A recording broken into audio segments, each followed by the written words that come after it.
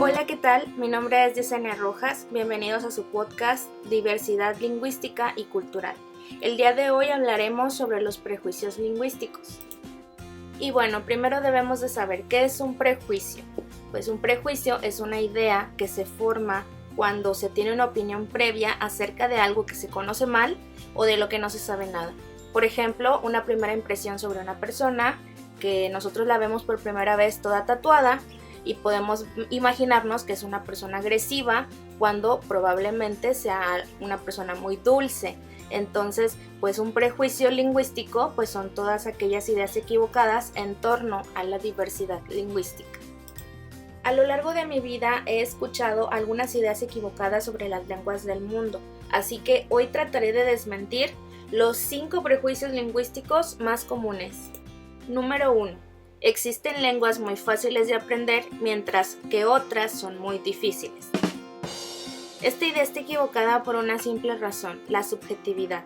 Es muy fácil para nosotros decir que el inglés es una lengua muy fácil de aprender, porque, bueno, tenemos el mismo alfabeto, estamos influenciados por su misma cultura, ¿verdad? Ya sea por su influencia o porque es nuestro país vecino, por ejemplo, Estados Unidos. Pero si nos preguntan si el japonés es una lengua difícil, pues vamos a decir que sí, porque el alfabeto es diferente, la cultura es muy diferente. Pero si tú le preguntas a un chino qué lengua es más fácil de aprender, probablemente te va a decir que el japonés, porque la cultura es parecida al pertenecer también a un país de Asia. Entonces una lengua se nos va a hacer fácil o difícil dependiendo la semejanza que tenga con nuestra lengua materna. Número 2. Algunas lenguas son más completas, más ricas, frente a otras que son más pobres. Falso.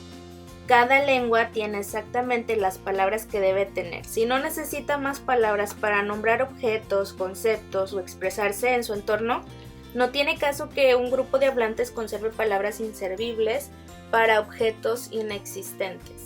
Por ejemplo, si en este caso existiera una lengua con 3000 palabras, yo no puedo decir que frente a otra que tenga 1.000.000 de palabras, pues que es más pobre, porque realmente con esas 3000 palabras los hablantes se expresan a la perfección, no necesitan más, no quiere decir que su lengua sea más pobre.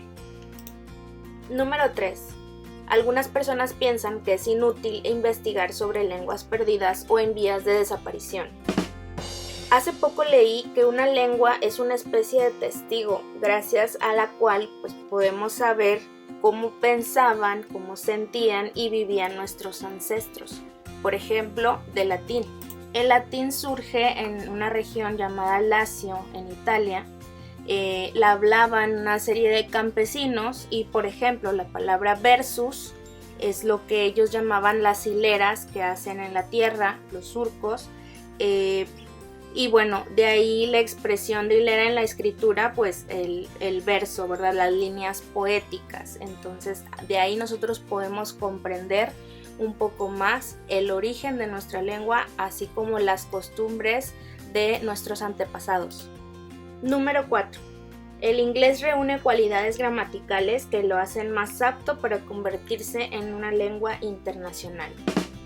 Si bien el inglés es la lengua más internacional porque es la más hablada en más países, el hecho de que esta lengua se haya constituido más internacional se debe a que es la lengua de territorios que controlan pues buena parte del mundo y pues por lo tanto ejerce muchas influencias y presiones, ¿verdad?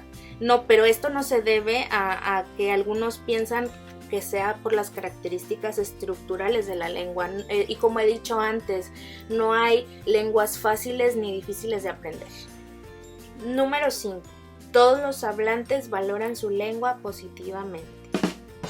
Si bien es cierto, hay quienes nos sentimos muy orgullosos de la lengua que hablamos, hay personas que reniegan de su lengua materna, sobre todo los que hablan pues lenguas indígenas, ya sea porque se sienten avergonzados o que consideren pues este hecho pues que lo considera un impedimento a su desarrollo social y económico. Hay personas que son discriminadas cuando pues los jefes se enteran que hablan alguna lengua indígena. Y bueno, estos fueron los 5 prejuicios lingüísticos más comunes. Concluyo con el proverbio chino que dice que aprender un idioma es tener una ventana más desde la que observar el mundo. Entonces está diciendo que todas las lenguas son valiosas y que cada una tiene una visión genuina del mundo. Muchas gracias, mi nombre es Yesenia Rojas de la Facultad de Ciencias de la Comunicación y esto fue su podcast Diversidad Lingüística y Cultural. Hasta la próxima.